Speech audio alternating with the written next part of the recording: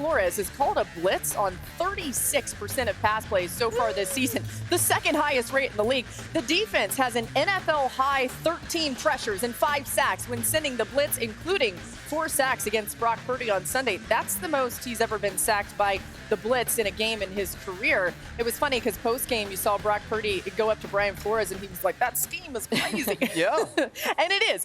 Let's talk Brian Flores and what that defense did to San Francisco, especially after what we saw the San Francisco offense do week 1 on Monday Night Football. How did they shut them down so well? We've seen this team be so multiple defensively, but it was the 5-man rush with 2 safety-high fire zone behind it, and guys like Blake Cashman and Metellus being able to move around into these different spots and make plays. Also, they continue to have eyes on the quarterback. A ton of times when you're adding extra people to the blitz, you have to play man-to-man on the back end. We weren't seeing that yesterday, so not only was Brock Purdy having to deal with the rush and having someone in his face or continually being pressured, he was also having to figure out where the apex player or the hole player was going to come from. If they were in 3 deep on the outside or cover 2, and they moved so well in and out of disguise. I thought it was a great game plan by Brian Flores, but it was executed to perfection, and it feels like these guys that he has up front for him understand exactly what they want him to do. So the rest of the world say you get jumped when people jump on you and you just by yourself. In Louisiana, we say that boy got crowded.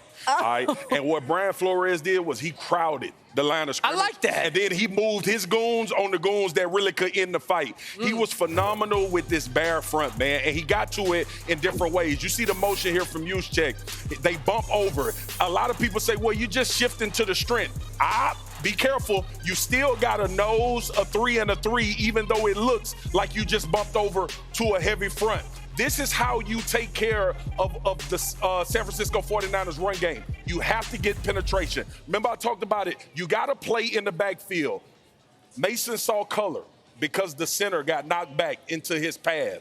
He made a cutback. Flores wanted to dictate where he wanted the running back to go. He did it a number of times last night, but being in that bear front helped. Nose and 3 and 3 for everyone at home. Like, what does that mean for them? So a bear front is really, it's a nose guard, a man lined up over the offensive center. You got you got 2 guards on the offensive line. You put a defensive lineman in that space as well. You tell your defensive ends, setting the edge is at a premium. And you also try to take away cutback lanes by already having a guy on the backside already in the gap where the usual cutback comes. How many times in your guys' life do you think Kyle Shanahan has been outcoached? Oh, like less 3 or 4. They struggled the last time they played Brian Flores last year. I think Kyle was outcoached yesterday by both Flores and Kevin O'Connell. I think Kevin O'Connell has absolutely gotten himself into the conversation for as good a breadcrumb layer as there is in the NFL. Like, I get into this formation, I get into this look, and I want to see what you do with it defensively because I have that 2nd or 3rd or 4th option to go off of it. Really, both of the touchdown passes from Sam Darnold yesterday were plays that he ran beforehand. Built up. That he was like, okay, what are you in? How did you align to it? And this is what I can go to. I think that you can make the case. The Vikings are as offensive and defensively well coached as anybody in the NFL. So I felt, and this is going to be an issue for a few weeks now, this is the first time, or relative to last week, when it wasn't an issue, the Niners missed Christian McCaffrey. And that's not to take away from the defensive game plan, because this was a defensive game plan predicated on them not having It freed them up a little bit more? Well, no, everything that Ryan was talking about in terms of the 5 down fronts, all the split safety, they were playing behind that. You don't do that if you're worried about 21 breaking off an explosive, or pardon me, 21. When the Niners come out and they're 21 personnel. Yeah, but you get a different Christian formation McCaffrey, as well, is a threat also as a pass catcher. What they were doing put so much stress on their linebackers. By the way, Blake Cashman was phenomenal in this game.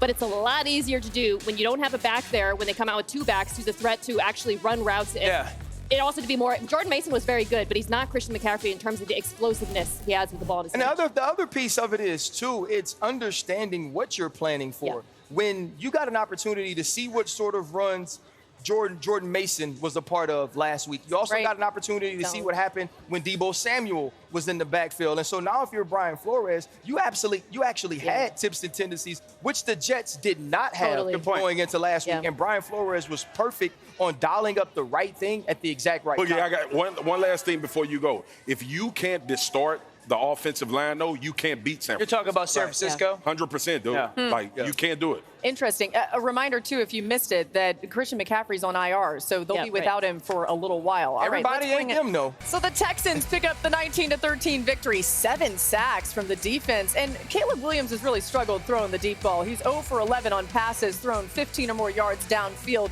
All 11 incompletions were either over or underthrown. His completion percentage over expectation on deep throws, minus 35%, according to NFL Next Gen stats. RC, let's start with Caleb. What has he shown you when you look at the tape? Well, I think this is a perfect week because he should be watching the guy on the other sideline the way C.J. Stroud did when he said he played against the Joe Burrows and the Baker Mayfields, who played very well against the Houston Texans. The start of the game, I felt like he was extremely composed. He was poised. He threw some footballs on time, got them out of his hands. They were very accurate. And then you could see as the game sort of went along, he reverted back to some of the things that worked for him at USC. He thought he could get outside the pocket and push the football down the field. He was holding it a little bit, waiting for wide receivers to clear holes and clear windows. That doesn't work in the NFL. And I feel like every time something gets heated or it gets chaotic, you're going to revert back to your habits, to your traits. And for him, he has to continue to try to work towards some of the things we saw early on in the game, just being accurate, being fluid, and executing what Shane Waldron wants him to do. Too many pump fakes. I mean, if you're a defender watching his tape and you saw those pump fakes, what would you guys try and do? Yeah, that's what I said, too, about, like, waiting for windows to clear. Exactly. You got to, like, you get one in this league. And then other than that, a defensive lineman's winning, or a safety or a corner's collapsing that window, something like that, he's going to be fine. He's just going to have to really settle into the style of play. Yeah, I mean, it's worth a reminder. It's only 2 games in. Correct. People said he was the second coming. That's why the expectations are high. He has high expectations for himself. I mean, Houston got the win, but there was something that frustrated you when you watched this game. I'm a fan of Bobby Slowick. I think he's a good play caller. I'm going to need him to stop lighting first down on fire, which is, I try not to be dogmatic about early down runs. Sometimes they make sense, pardon me, and there's a sequencing aspect to it. But going into this game, we talked about this last week. The Bears defense is excellent against the run. So it's not surprising they averaged 2.6 yards per carry on first down, and they ran it over and over and over. You're putting your quarterback behind way too much for my taste, which, by the way, this was an issue last year as well, and it continues to be an issue. My concern is this is the second straight week where the offensive line has not been good in pass protection. CJ covered it up in week 1 versus Indy. He made 4 or 5 plays that were, with his legs, unbelievable. And he made enough last night, but they're just not going to live like this. I mean, think about it. The vantage point of what we have for C.J. Stroud and Houston's offense is top 5 in the NFL. You're not going to be top 5 when your offensive line is struggling this much in pass protection. I agree, and Chicago's got good pass rush. So does everybody. It's the NFL. They're going to have to figure out a way to pass protect better if they're going to be the offense that carries them to the AFC title I was present at joint practices between the Rams and the Houston Texans, and the Rams won up front that entire day. And I didn't necessarily know if it was about the Rams being very good defensively or if the Houston Texans weren't as strong up front as they needed to be. But through the first 2 games, we've seen C.J. Stroud have to make way too many plays outside of the pocket, above and beyond the X's and O's. And if you're Bobby Slowick, I get the point that you want to have a run game. You want to establish some physicality. But if getting the football out for 4- and 5-yard passes to replace the run game on early downs because you trust 7 is what you need to do, I think that puts him ahead of the sticks and keeps him from having to create so much. I don't think they can play drop-back football and beat really good teams, the Texans, not with that offensive line. 151 rushing yards in the win with Malik Willis at quarterback as Jordan Love sits out with the knee injury. Jacob shined in a run-heavy game plan, an unseasonably hot day in Green Bay with gritty, grimy runs throughout this game. And it was really fun to see him have a big game and Malik Willis get a win. Marcus, did you like how Coach Matt LaFleur game planned this one with his backup quarterback? What do you think? Do you think he liked it? Do you like run game or... It was beautiful. It was beautiful. One, you manage a young quarterback, obviously. We talked about Malik Willis. And last week, we talked about how he's been able to manage having injuries when they went to Arizona with no wide receivers that were starters, and he formulated a game plan. The motion in the backfield, the variation of formation was so impressive to me. And you gave this defense, you actually slowed this front down so much, especially the linebackers, that by the time they realized what was coming at them, Mina, you know what it reminded me of? When I was at Southern Lab, we played in the state championship, and it was the first time we saw the dang on triple option. And it's like trying to solve a freaking arithmetic problem when you first see it. And I felt like LaFleur kind of initiated some of that. This Indianapolis Colts defense was confused about all of the things that were transpiring in the backfield. It was some sleight of hand, but it was coming directly at you. And we know Josh Jacobs is a physical runner who loves to get to the second level.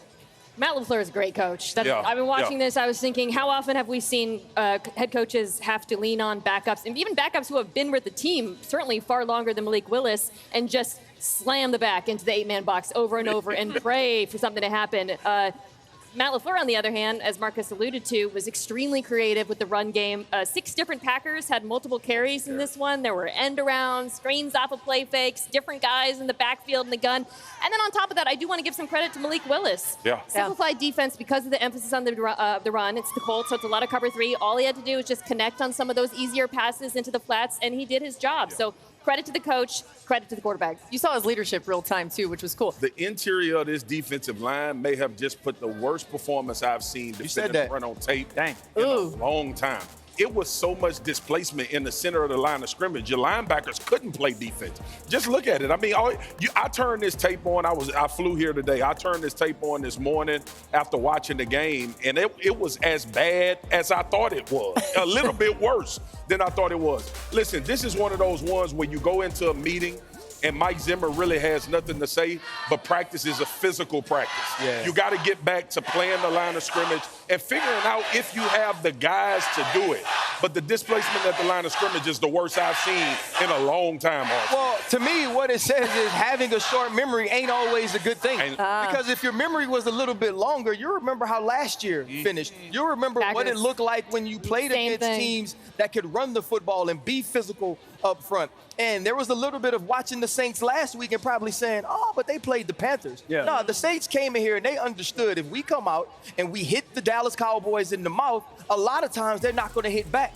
Right? We're just going to have defensive wounds from them covering themselves up. And that's what we saw yesterday. You bring in Eric Kendricks and you think it's going to be different. You feel like Damone Clark is going to be the run stopper, but we saw a lot of the deficiencies that we saw last year. And then it was the fact that they were off balance the entire game by the Saints being able to be formationally versatile and run things that look the same out of the same looks. I thought it was amazing the way that the Saints came out and played this game. But for the Dallas Cowboys, it's more of the same issues that you had under Dan Quinn last year. Yeah, I don't have any confidence in this defense against Shanahan tree offenses. And to Dan's point, just so we know, the Shanahan tree is Detroit, San Francisco, Green Bay, Tampa Bay, New Orleans, Minnesota, Atlanta, and the Rams. It's a lot. Tampa now, the entire NFC South now is Shanahan tree guys, right? So I mean, you alluded to it. These were problems we saw last year. This defense finished first in so many metrics, but against offenses that use motion, drops to 27th in QBR, 25th in success rate. And you saw that against the playoffs in Green Bay. They struggle so much with misdirection. And I actually I felt like maybe we should have seen this coming after the week 1 performance from Clint Kubiak, who we're going to get to, by the way. But I just don't really feel like there's a solution. I don't think the defensive spine can win games against those teams. And Marcus, I do disagree a little bit with alignment. As an offense, we always want to try to run to the bubble against teams like this. What I mean by the bubble is we set our tight end one way, and then the defensive tackle that's away from the tight end, the guy that's in between the center and the backside guard, that's the soft spot of the defense. That's what the Saints did. They brought the motion, they brought the fullback back around, the reverse freezes those backside defenders. And the reason why they like running at the bubble is because you can get an initial double team at the bubble. Again, the formation tight end is at the bottom of the screen. There's the bubble up top. That means that defensive tackle is head up or just on the shoulder of the center. There goes motion. There's no adjustment. Look at the change of the line of scrimmage.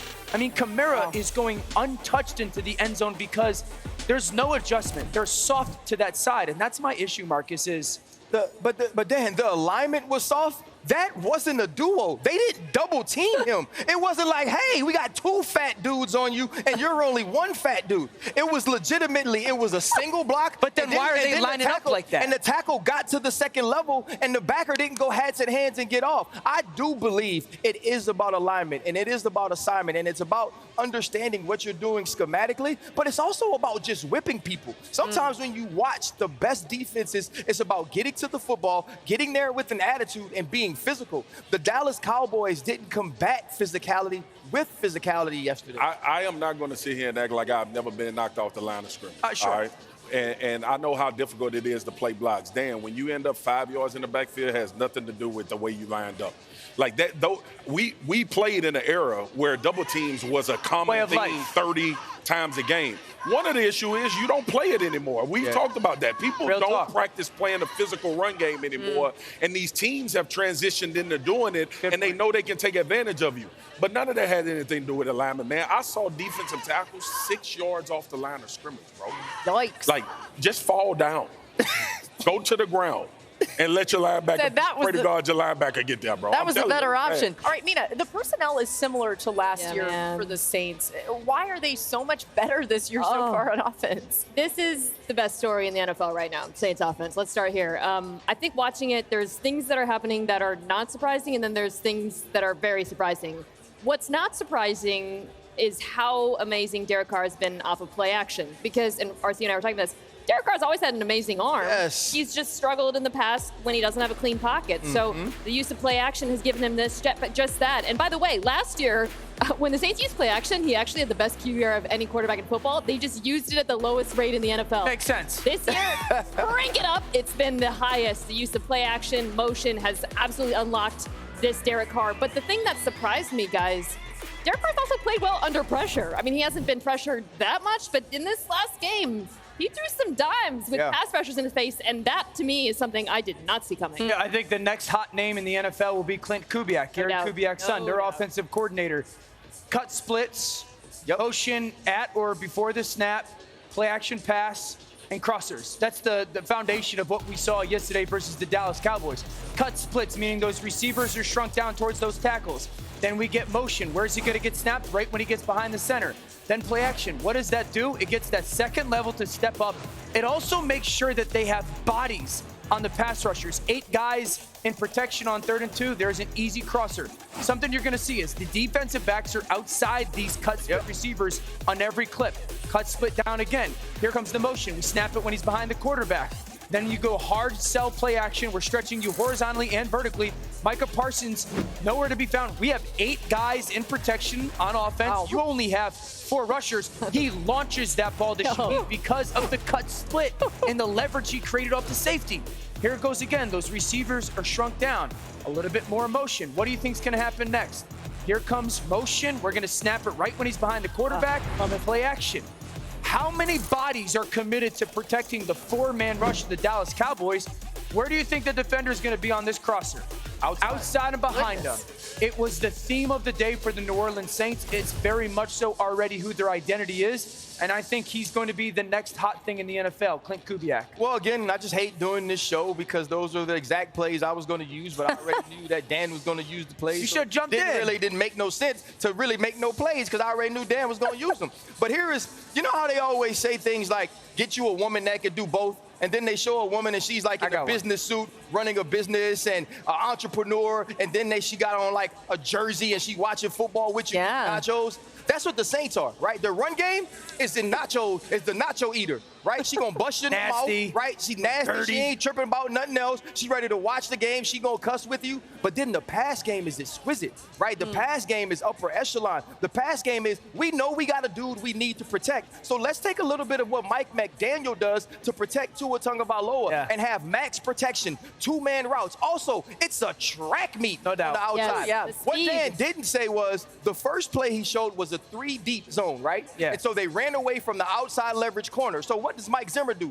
He says, all right, we're going to go 2 deep. You know what you do? You get somebody that's fast as hell who don't care nothing about that. He splits them, and Derek Carr, who does buys and tries every single day, throws the football a mile. It was beautiful to watch the Saints operate.